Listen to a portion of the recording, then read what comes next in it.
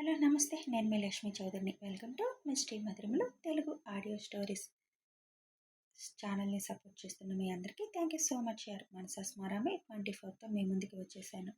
కథలోకి వెళ్ళే ముందు ఎప్పట్లాగే లైక్స్ హైప్స్ గురించి మిమ్మల్ని రిక్వెస్ట్ చేస్తున్నాను యార్. ఇచ్చేయచ్చు కదా. ఇక కథలోకి వెళ్ళిపోదాం.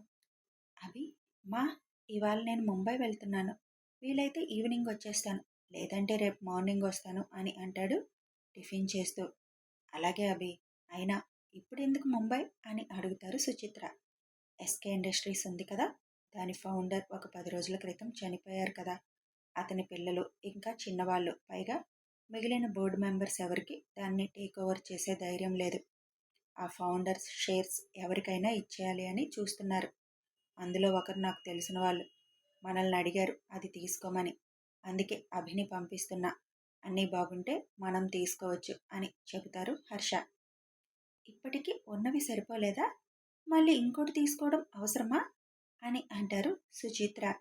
మా, అది చాలా పెద్ద కంపెనీ, పైగా సూర్య చాలా బాగా రన్ చేశారు. ఇంకో 4 ఏళ్ల వరకు వాళ్ళకి చేతి నిండా ప్రాజెక్టులున్నాయి. కానీ మిగిలిన వాళ్ళకి ఎవరికి నాయకత్వ లక్షణాలు లేవు. ఇలాగే వదిలితే కంపెనీ గుడ్ విల్ పోతుంది. ఎంప్లాయీస్ రోడ్డున పడతారు. మనకి కూడా ముంబైలో ఒక పెద్ద కంపెనీ మన చేతుల్లో ఉంటే బాగుంటుంది అంటాడు అభి. కావచ్చు నాన్న, నువ్వింక ముంబై అంటావు, ఎక్కువ ఇంట్లో ఉండవు అంటారు సుచిత్ర. లేదు మా, కంపెనీ ఆఫీస్ ఇక్కడ కూడా ఉంది. అది మనం తీసుకుంటే ఇక్కడనే మెయిన్ బ్రాంచ్ చేస్తాను అంటాడు అభి. అలా అయితే ఓకే అని అంటారు సుచిత్ర చిన్నగా నవ్వుతూ. సరే, మాకు టైం అవుతుంది, స్టార్ట్ అవుతాను అని అభి స్టార్ట్ అవుతాడు. ఒక్కడివే వెళ్తున్నావా? లేదు మా, వినయ్ కూడా నాతో వస్తున్నాడు. సరే అయితే క్షేమంగా వెళ్ళి లాభంగా రండి అని అంటారు సుచిత్ర. అభి నవ్వుకుంటూ అక్కడి నుంచి వెళ్ళిపోతాడు. ఏంటో, మనిషి చనిపోయి 10 రోజులు అవ్వలేదు, అప్పుడే కంపెనీ భవిష్యత్తు గురించి చర్చలు. అసలు అంత చిన్న వయసులో ఎందుకు చనిపోయాడండి అడుగుతుంది సుచిత్ర. ఫ్యామిలీతో ఎక్కడికో వెళ్తుంటే యాక్సిడెంట్ అయ్యింది. అతను స్పాట్ డెడ్. వాళ్ళ ఆవిడ అమ్మాయి హాస్పిటల్లో ఉన్నారు. పాపకి 12 ఏళ్ళు.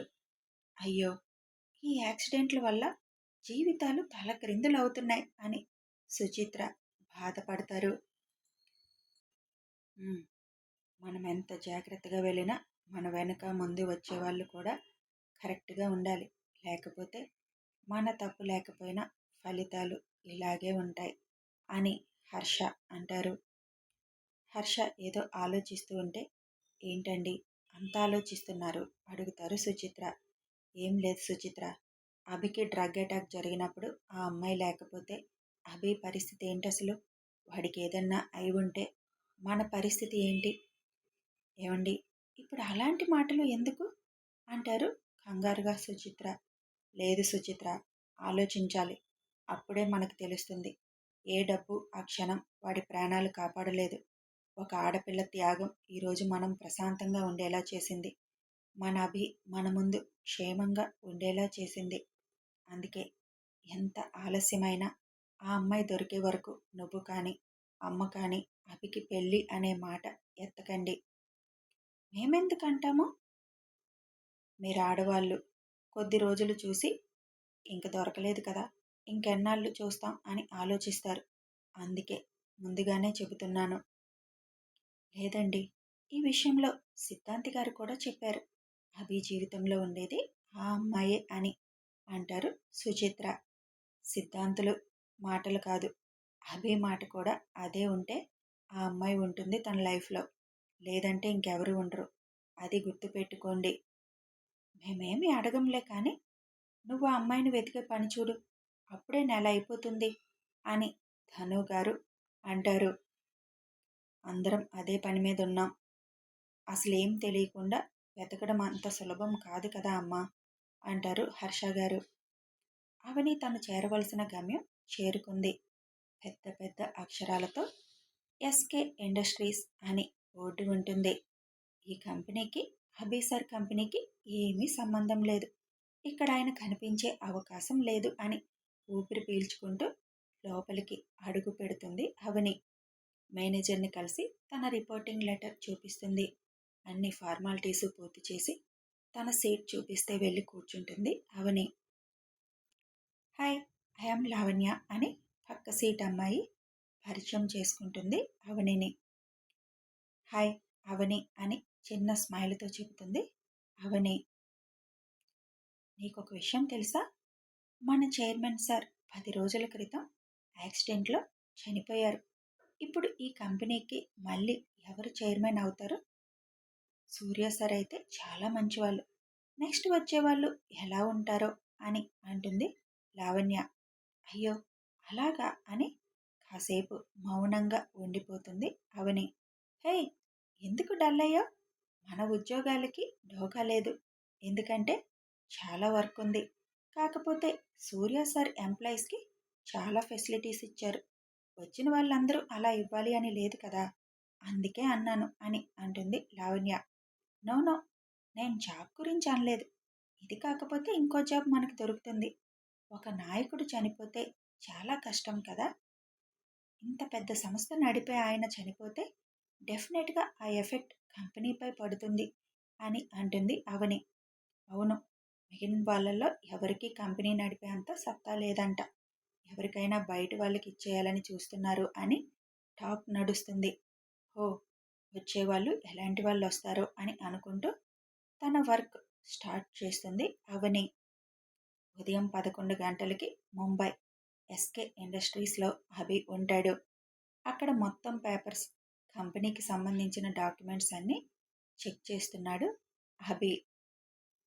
కంపెనీకి ఉన్న ప్రాజెక్ట్స్, వాటి టైము అన్నీ వినయ్ చెక్ చేస్తున్నాడు. మొత్తం చూశాక మిగిలిన బోర్డు మెంబర్స్ వైపు తిరిగి, సూర్య గారి పేరు మీద 50% షేర్స్, ఆవిడ వైఫ్ పేరు మీద 10% షేర్స్ ఉన్నాయి. అవి మొత్తం మేము తీసుకుంటే ఇందులో ఎక్కువ షేర్స్ మాకే ఉంటాయి. అప్పుడు అధికారం కూడా మాకే ఉంటుంది. మేము ఎలాంటి నిర్ణయాలైనా తీసుకోవచ్చు.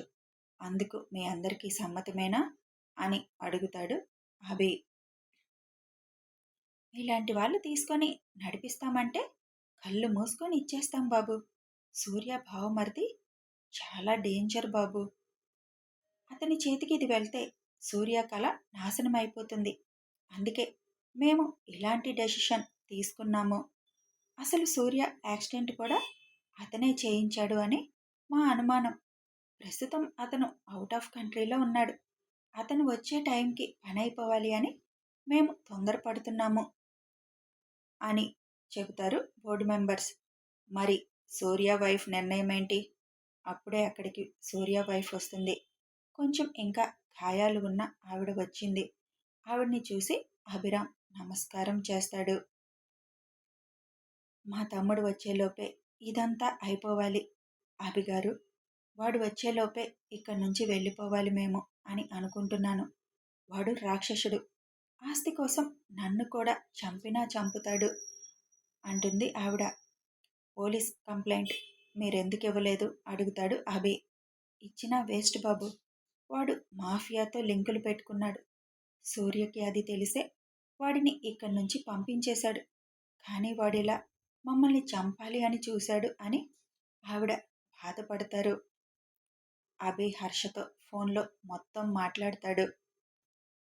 హర్షతో మాట్లాడాక సరే, పేపర్స్ రెడీ చేయండి, ఫార్మాలిటీస్ అన్నీ ఇప్పుడే పూర్తి చేద్దాం అని అంటాడు అభి.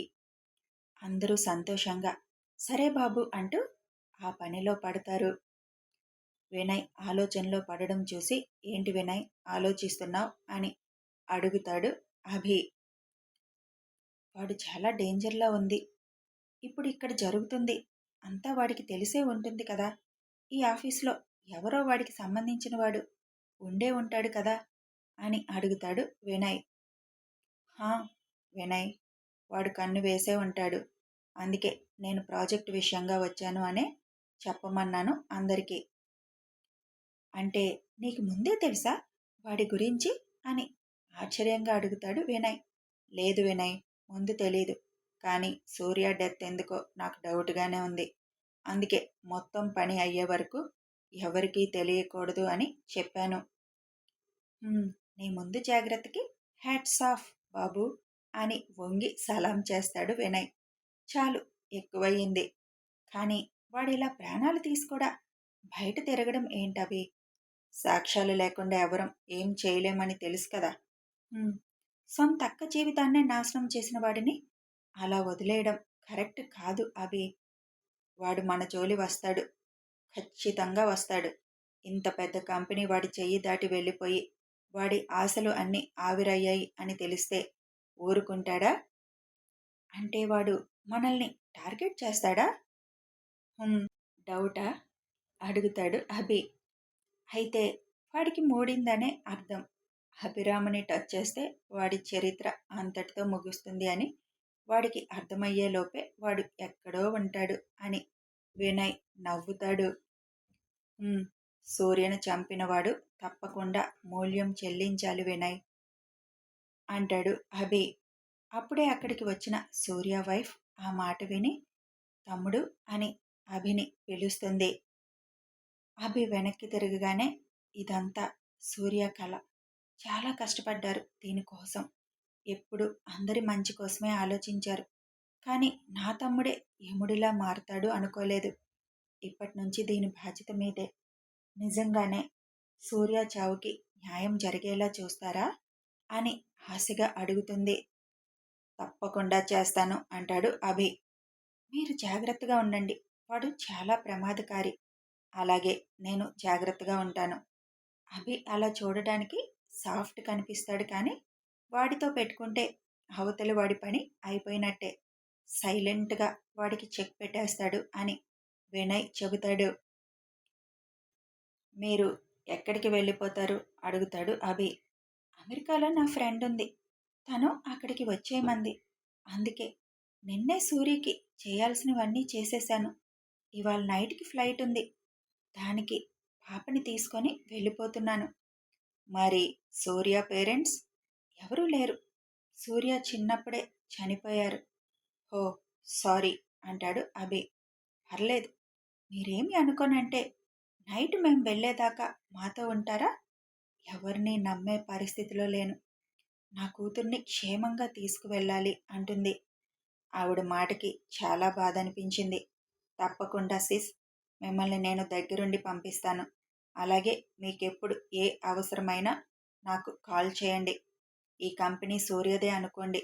పేరు కూడా అదే కంటిన్యూ చేస్తాను అని చెబుతాడు అభి కన్నీళ్లతో. చాలా థ్యాంక్స్ అభిరామ్ అంటుంది ఆవిడ. ఈలోపు అన్నీ రెడీ చేసి పేపర్స్ తీసుకువస్తారు మిగిలిన వాళ్ళు. అన్నిటి మీద సైన్ చేసి అభికి హ్యాండ్ ఓవర్ చేస్తారు ఎస్కే ఇండస్ట్రీస్ని. అభి ఆ ఫైల్ అందుకుంటాడు. ఎస్కే ఇండస్ట్రీస్ అని ఉన్న పేరు చిన్నగా తన చేతితో తడుముతాడు. అవని జాయిన్ అయిన రోజే ఎస్కే ఇండస్ట్రీస్ అభి చేతికి వచ్చింది. మరి నెక్స్ట్ ఏంటి తెలియాలి అంటే కథని ఫాలో అయిపోండి. అందమైన ప్రేమ కావ్యం చూడడానికి రెడీ అయిపోండి. ఇక ఫాలో అవ్వాలంటే తెలుసు కదా, సబ్స్క్రైబ్ చేసుకొని బెల్ ఐకాన్ నొక్కితే నోటిఫికేషన్స్ వస్తాయి. వీడియో నచ్చితే లైక్ చేయండి, షేర్ చేయండి, కామెంట్ రూపంలో మీ అభిప్రాయాలు తెలపండి. Thanks for watching and listening.